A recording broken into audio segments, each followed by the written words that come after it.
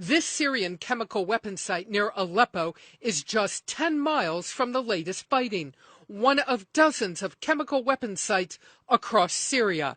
At least one of these sites, U.S. officials say their latest intelligence shows Syrian forces over the weekend began mixing two chemicals needed to make deadly sarin gas, raising significant new concern that Bashar al-Assad may be preparing a gas attack. We have made our views very clear.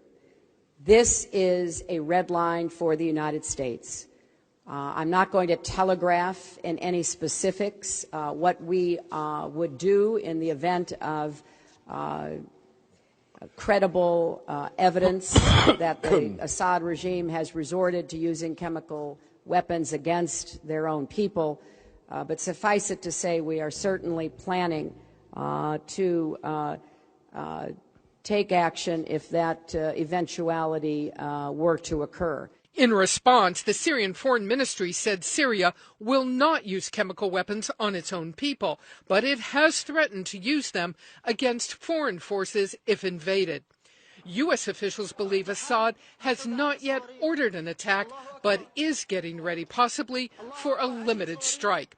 Intelligence suggests the regime might use artillery shells filled with sarin against opposition forces, hoping to roll back their advances. You're hearing from me about our increased concern. You're hearing from me the fact that we are consulting with our allies and international partners, as well as the opposition about this. Assad faces world outrage if he attacks. Sarin, 500 times as deadly as cyanide, can kill in minutes.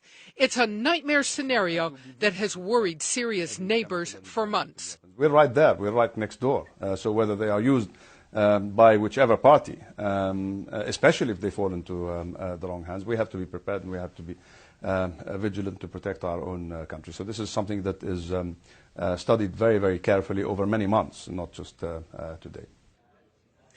Now, one U.S. official says the move appears to be an effort by the Syrian military to give Assad options for a possible strike. But right now, Obama administration officials say they are not at all certain what Assad may do next. We want to credit our friends at the website Wired.com. They were the first to break the news that all of this involves sarin gas, Wolf. So what can the United States potentially do about this? Well, look, this is a very tough neighborhood in the Middle East. There is going to have to be an effort, officials say, again, to get neighboring countries involved. Israel, will they let this happen? Perhaps not. We shall see. Jordan, of course, we talked to the foreign minister just on Friday.